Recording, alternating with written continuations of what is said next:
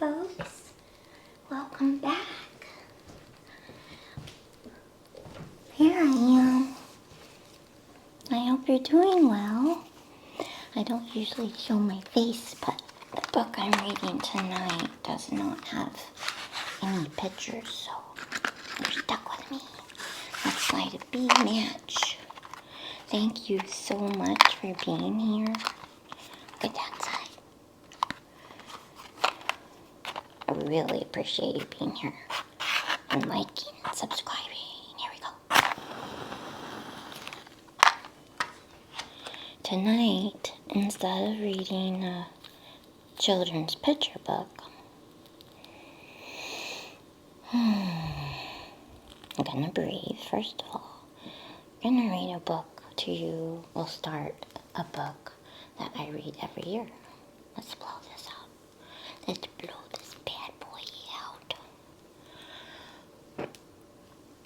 Smoke, smoke, smoke, smoke. I might be having too much fun already. Okay. So, this book, The Four Agreements by Don Miguel Ruiz, is a book that reveals the source of self-limiting beliefs that rob us of joy and create needless suffering. Based on ancient Toltec wisdom, the Four Agreements offer a powerful code of conduct that can rapidly transform our lives to a new experience of freedom, true happiness, and love. And it's written by Don Miguel Ruiz, this guy right here, and there's actually a fifth agreement now. I think his son wrote it. So, it's not in this book, but I will share it. Tonight I'm just reading the intro. It's the first chapter, but it's not the first agreement. That will be next time. So let's get started. Okay. I think I have enough light. Yeah, I do. I think we're good to go. Okay. Here's a quote from John Lennon. Living is easy with eyes closed, misunderstanding all you see. Chapter 1 of the Four Agreements. Domestication and the Dream of the Planet. What you are seeing and hearing right now is nothing but a dream. You are dreaming right now in this moment. You are dreaming with the brain awake. Dreaming is the main function of the mind, and the mind dreams 24 hours a day. It dreams when the brain is awake, and it also dreams when the brain is asleep. The difference is that when the brain is awake, there is a material frame that makes us perceive things in a linear way. When we go to sleep, we do not have the frame, and the dream has the tendency to change constantly. Humans are dreaming all the time. Before we were born, the humans before us created a big outside dream that we will call society's dream, or the dream of the planet. The dream of the planet is the collective dream of billions of smaller, personal dreams, which together create a dream of a family, a dream of a community, a dream of a city, a dream of a country, and finally, a dream of the whole humanity. The dream of the planet includes all of society's rules, its beliefs, its laws, its religions, its different cultures and ways to be, its government, schools, social events, and holidays. We are born with the capacity to learn how to dream, and the humans who live before us teach us how to dream the way society dreams. The outside dream has so many rules that when a new human is born, we hook the child's attention and introduce these rules into his or her mind. The outside dream uses mom and dad, the schools and religion to teach us how to dream. Attention is the ability we have to discriminate and to force only on that which we want to perceive. We can perceive millions of things simultaneously, but using our attention, we can hold whatever we want to perceive in the foreground of our mind. The adults around us hooked our attention and put information into our minds through repetition. That is the way we learned everything we know. By using our attention, we learned a whole reality, a whole dream. We learned how to behave in society, what to believe and what not to believe, what is acceptable and what is not acceptable, what is good and what is bad, what is beautiful and what is ugly, what is right and what is wrong. It was all there already, all that knowledge, all those rules and concepts about how to behave in the world. When you were in school, you sat in a little chair and put your attention on what the teacher was teaching you. Well, not everybody does that, but you're supposed to. When we went to church, you put your attention on what the priest or minister was telling you. It is the same dynamic with mom and dad, brothers and sisters. They were all trying to hook your attention. We also learn to hook the attention of other humans, and we develop a need for attention which can become very competitive. Children compete for the attention of their parents, their teachers, their friends. Look at me. Look at what I'm doing. Hey, I'm here. The need for attention becomes very strong and continues into adulthood. The outside dream hooks our attention and teaches us what to believe, beginning with the language that we speak. Language is the code for understanding and communication between humans.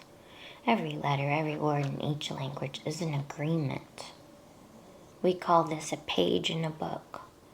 The word page is an agreement that we understand. Once we understand the code, our attention is hooked and the energy is transferred from one person to another. It was not your choice to speak English. You didn't choose your religion or your moral values. They were already there before you were born. We never had the opportunity to choose what to believe or what not to believe. We never chose even the smallest of these agreements. We didn't even choose our own name. As children, we didn't have the opportunity to choose our beliefs, but we agreed with the information that was passed to us from the dream of the planet via other humans. The only way to store information is by agreement. The outside dream may hook our attention, but if we don't agree, we don't store that information. As soon as we agree, we believe it. And this is called faith. To have faith is to believe unconditionally. I'm gonna drink some water. Excuse me. Thank you for being here. It really helps me out if you want to like and subscribe if you have. And I love reading comments if they're nice ones. Let's keep going here.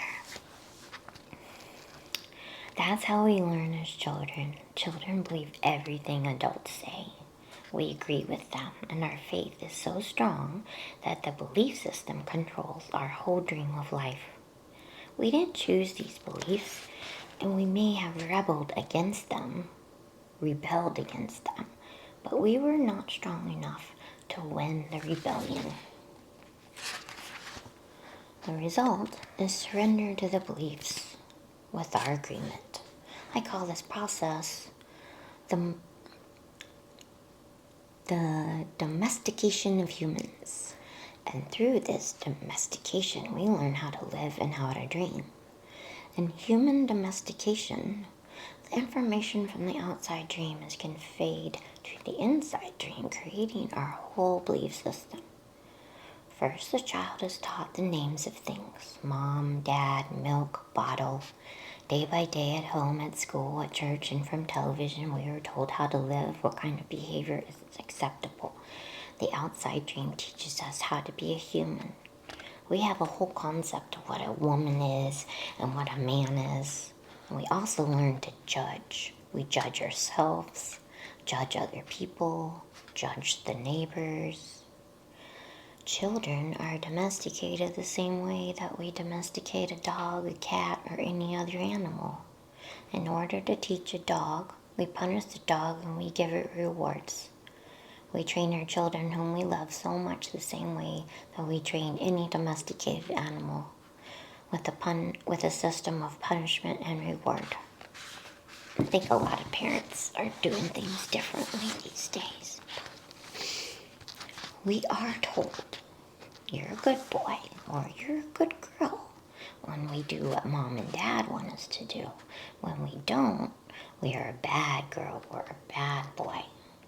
When we went against the rules, we were punished. When we went along with the rules, we got a reward. We were punished many times a day, and we were also rewarded many times a day. Soon we became afraid of being punished and also afraid of not receiving the reward.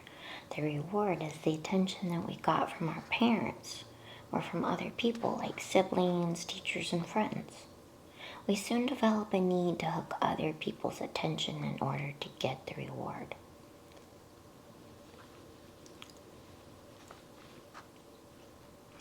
The reward feels good, and we keep doing what others want us to do in order to get the reward.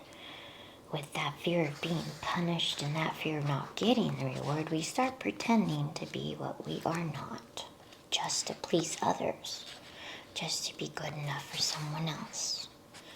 We try to please mom and dad, we try to please the teachers at school, we try to please the church, and so we start acting. We pretend to be what we are not, because we're afraid of being rejected. The fear of being rejected becomes the fear of not being good enough. Eventually, we become someone that we are not. We become a copy of mama's beliefs, daddy's beliefs, society's beliefs, and religion's beliefs.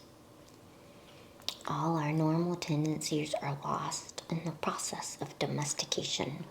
And when we are old enough for our mind to understand, we learn the word no. The adults say, don't do this and don't do that. We rebel and say, no. We rebel because we are defending our freedom. We want to be ourselves, but we are very little and the adults are big and strong. After a certain time, we are afraid because we know that every time we do something wrong, we are going to be punished. Unless they don't find out. The domestication, that wasn't in the book.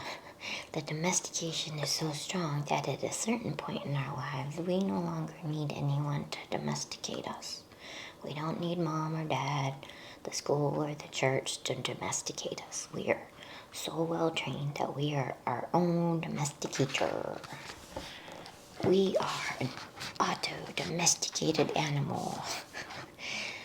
We can now domesticate ourselves according to the same belief system we were given and using the same system of punishment and reward. We punish ourselves when we don't follow the rules according to our belief system. We reward ourselves when we are the good boy or good girl. The belief system is like a book of law that rules our mind. Without question, whatever is in that book of law is our truth. We base all of our judgments according to the book of law, even if these judgments go against our own inner nature. Even moral laws, like the 10 Commandments, are programmed into our mind in the process of domestication. One by one, all these agreements go into the book of law, and these agreements rule our dream. There is something in our minds that judges everybody and everything, including the weather, the dog, the cat, everything. The inner judge uses what is in our book of law to judge everything we do and don't do, everything we think and don't think, and everything we feel and don't feel. Everything lives under the tyranny of the judge. And just so you know, the four agreements help us move away from what he is talking about. Some water. I might have to put a cough drop in. Let's see.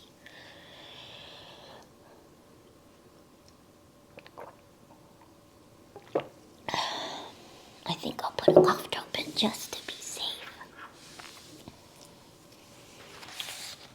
Every time we do something that goes against the book of law, the judge says we are guilty and we need to be punished.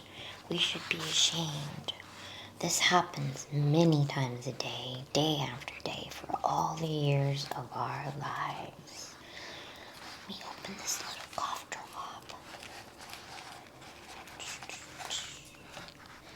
I know you want to go in my mouth. The wrapper is protecting you. There we go. Man, they package things so hard these days. So well, it's hard to open them. Okay. Hopefully, me sucking on a cough drop won't bother you. I think it'd be better, though, than if I was coughing. There's another part of us that receives the judgments, and this part is called the victim. The victim carries the blame, the guilt, and the shame. It is the part of us that says, poor me, I'm not good enough. I'm not intelligent enough. I'm not attractive enough. I'm not worthy of love. Poor me. The big judge agrees and says, yes, you are not good enough. And this is all based on a belief system that we never chose to believe.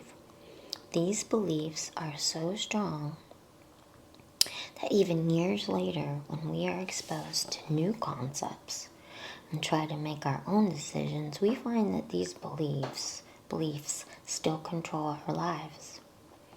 Whatever goes against the book of law will make you feel a funny sensation in your solar plexus. And it's called fear. Breaking the rules in the book of law opens your emotional wounds, and your reaction is to create emotional poison. Because everything that is in the book of law has to be true. Anything that challenges what you believe is going to make you feel unsafe. Even if the book of law is wrong, it makes you feel safe. That is why we need a great deal of courage to challenge our own beliefs. Because even if we know we didn't choose all our beliefs, it is also true that we agreed to all of them. The agreement is so strong that even if we understand the concept of it not being true, we feel the blame, the guilt, and the shame that occur if we go against these rules.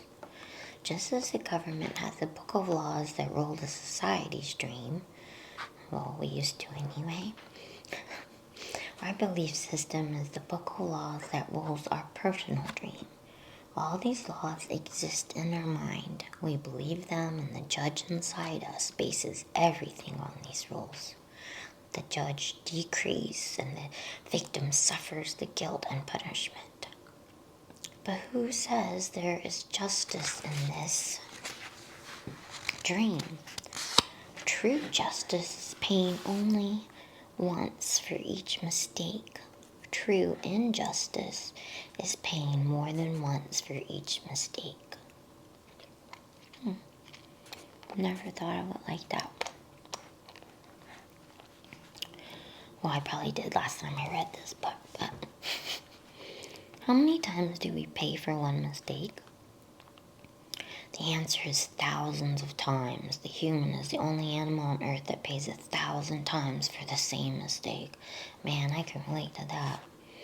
The rest of the animals pay once for every mistake they make, but not us. We have a powerful memory. We make a mistake, we judge ourselves, we find ourselves guilty, and we punish ourselves. If justice exists, then that was enough. We don't need to do it again. But every time we remember, we judge ourselves again. We are guilty again. We punish ourselves again and again and again. If we have a wife or husband, he or she also reminds us of the mistake, so we can judge ourselves again, punish ourselves again, and find ourselves guilty again. Or if you have a kid, they like to remind you too. Is this fair? How many times do we make our spouse, our children, or our parents pay for the same mistake? Every time we remember the mistake, we blame them again and send them all the emotional poison we feel at the injustice. I've been doing that in my life. And then we make them pay again for the same mistake. Is that justice? The judge in the mind is wrong because the belief system, the book of law, is wrong. The whole dream is based on false law. 95% of the beliefs we have stored in our minds are nothing but lies, and when we suffer because we believe all these lies. In the dream of the planet, it is normal for humans to suffer, to live in fear, and to create emotional dramas. The outside dream is not a pleasant dream. It is a dream of violence, a dream of fear, a dream of war, a dream of injustice. The personal dream of humans will vary, but globally it is mostly a nightmare. If we look at human society, we see a place so difficult to live in because it is ruled by fear. That's so true. Throughout the world, we see humans suffering, anger, revenge, addictions, violence in the street, and tremendous injustice. It may exist at different levels in different countries around the world, but fear is controlling the outside dream. Marianne Williamson says everything is either from love or fear. If we compare the dream of human society with the description of hell that religions all around the world have promulgated, we find they are exactly the same. Religions say that hell is a place of punishment, a place of fear, pain, and suffering, a place where the fire burns you. Fire is generated by emotions that come from fear. Whenever we feel the emotions of anger, jealousy, envy, or hate, we experience a fire burning within us. We are living in a dream of hell. If you consider hell as a state of mind, then hell is all around us. Others may warn us that if we don't do what they say we should do, we will go to hell. Bad news. We are already in hell, including the people who tell us that. That's a very Buddhist concept. No human can condemn another to hell because we are already there. Others can put us into a deeper hell, true, but only if we allow this to happen. Every human has his or her own personal dream. And just like the society dream, it is often ruled by fear. We learn to dream hell in our own life, in our personal dream. The same fears manifest in different ways for each person, of course. But we experience anger, jealousy, hate, envy, and other negative emotions. A personal dream can also become an ongoing nightmare, where we suffer and live in a state of fear. But we don't need to dream a nightmare. It is possible to enjoy a pleasant dream. Please tell us how. Don Miguel Ruiz. All of humanity is searching for truth, justice, and beauty. We are on an internal search for the truth because we only believe in the lies we have stored in our mind. We are searching for justice because in the belief system we have, there is no justice. We search for beauty because it doesn't matter how beautiful a person is, we don't believe that person has beauty. We keep searching and searching when everything is already within us. There is no truth to find. Wherever we turn our heads, all we see is the truth, but with the agreements and beliefs we have stored in our mind, we have no eyes for this truth. We don't see the truth because we are blind. What blinds us are all those false beliefs we have in our mind. We have the need to be right and to make others wrong. We trust what we believe, and our beliefs set us up for suffering. It is as if we live in the middle of a fog that doesn't let us see any further than our own nose.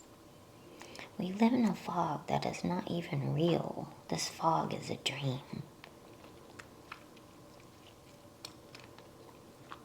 Your personal dream of life, what you believe, all the concepts you have about who you are, about what you are, all the agreements you have made with others, with yourself, and even with God, if you believe in him or her. Your whole mind, he didn't say that, I did. Your whole mind is a fog, which the Toltecs called a mitote. Mitote, that's cute. It's spelled M-I-T-O-T-E, mitote. That would be a cute little name for a baby. Your mind is a dream where 1,000 people talk at the same time and nobody understands each other. But it's not really a good thing. It's a fog, so you wouldn't want to call your baby dad. This is the condition of the human mind, a big mitote. And with that big mitote, you cannot see what you really are. In India, they call the mitote Maya, which means illusion. It is the personality's notion of I am. Everything you believe about yourself and the world, all the concepts and programming you have in your mind are all the mitote. We cannot see who we truly are. We cannot see that we are not free. That is why humans resist life. To be alive is the biggest fear humans have. Death is not the biggest fear we have. Our biggest fear is taking the risk to be alive. The risk to be alive and express what we really are. Just being ourselves is the biggest fear of humans. We have learned to live our lives trying to satisfy other people's demands. We have learned to live by other people's points of views because of the fear of not being accepted and of not being good enough for someone else. During the process of domestication, we form an image of what perfection is in order to try to be good enough. We create an image of how we should be in order to be accepted by everybody. We especially try to please the ones who love us, like mom and dad, big brothers and sisters, the priest and the teacher, trying to be good enough for them. We create an image of perfection, but we don't fit this image. We create this image, but this image is not real. We are never going to be perfect from this point of view. Never. Let's see, we have about 1, 2, 3, 4, 6 more pages. Getting there. Then next time I'll read the first agreement. Not being perfect, we reject ourselves, and the level of self-rejection depends upon how effective the adults were in breaking our integrity. After domestication, it is no longer about being good enough for anybody else. We are not good enough for ourselves because we don't fit with our own image of perfection. We cannot forgive ourselves for not being what we wish to be, or rather what we believe we should be. We cannot forgive ourselves for not being perfect. We know we are not what we believe we are supposed to be, and so we feel false, frustrated, and dishonest. We try to hide ourselves and we pretend to be what we are not. The result is that we feel unauthentic and wear social masks to keep others from noticing this. We are so afraid that somebody else will notice that we are not what we pretend to be. We judge others according to our image of perfection as well. And naturally, they fall short of our expectations. We dishonor ourselves just to please other people. We even do harm to our physical bodies just to be accepted by others. You see teenagers taking drugs just to avoid being rejected by other teenagers. They are not aware that the problem is that they don't accept themselves. They reject themselves because they are not what they pretend to be. They wish to be a certain way,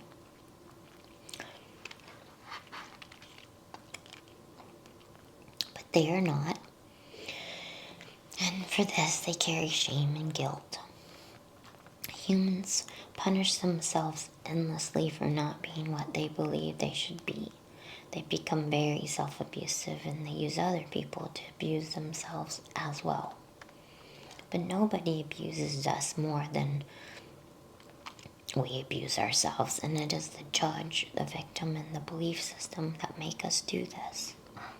True, we find people who say their husband or wife or mother or father abused them, but you know that we abuse ourselves much more than that. The way we judge ourselves is the worst judge that ever existed. If we make a mistake in front of people, we try to deny the mistake and cover it up. But as soon as we are alone, the judge becomes so strong. The guilt is so strong, and we feel so stupid or so bad or so unworthy. In your whole life, nobody has ever abused you more than you have abused yourself. And the limit of your self-abuse is exactly the limit that you will tolerate from someone else. If someone abuses you a little more than you abuse yourself, you will probably walk away from that person. This is interesting. But if someone abuses you a little less than you abuse yourself, you will probably stay in the relationship and tolerate it endlessly.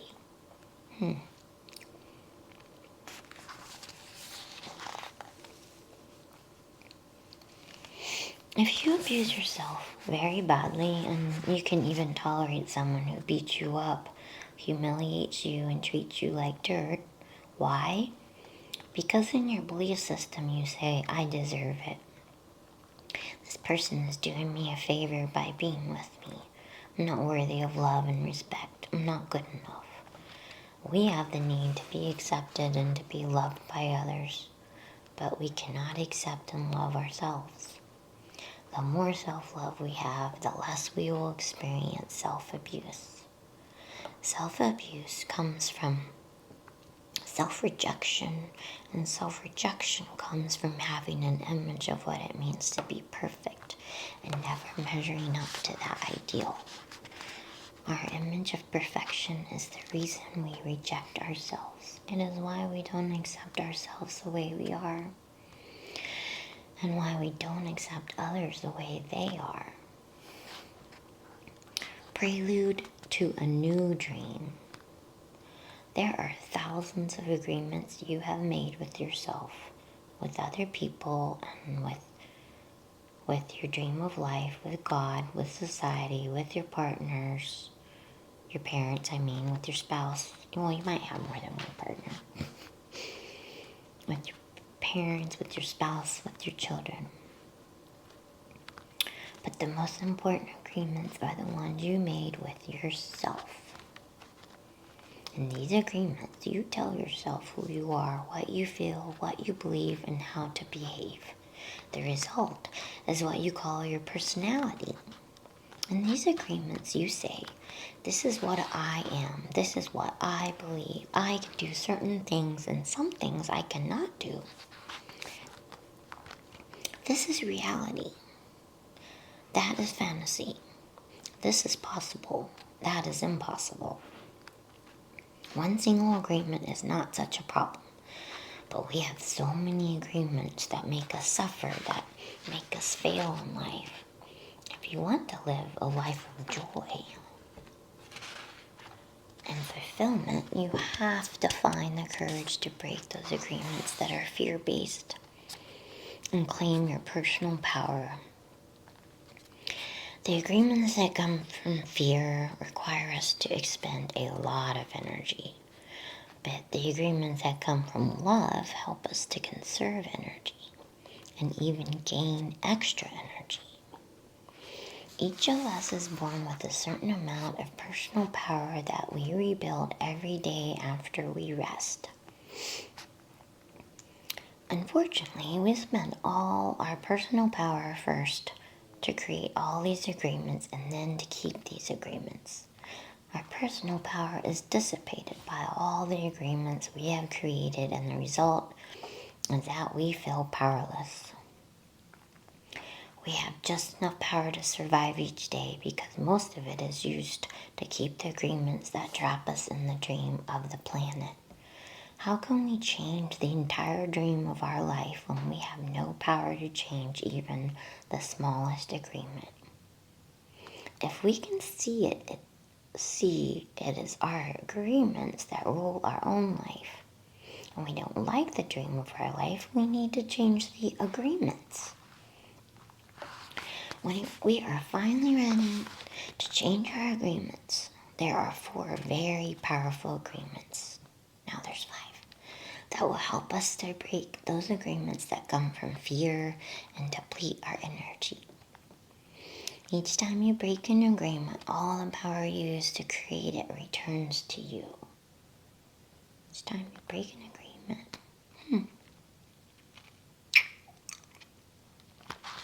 If you adopt these 4 new agreements, they will create enough personal power for you to change the entire system of your old agreements. You need a very strong will in order to adopt the 4 agreements, but if you can begin to live your life with these agreements, the transformation in your life will be amazing. You will see the drama of hell disappear right before your very eyes. Instead of living in a dream of hell, you'll be creating a new dream, your personal dream of heaven. Yay! Bring it on, Don. So, next time we'll read the first agreement. Be impeccable with your word. Love it. Okay, so thank you. And please like and subscribe, comment. I'm going to end by blowing out the candle and turning off my crystal lamp. And wishing you a very peaceful day or night. And I hope you come back. And yeah, that's it. Oh wait, peace and love.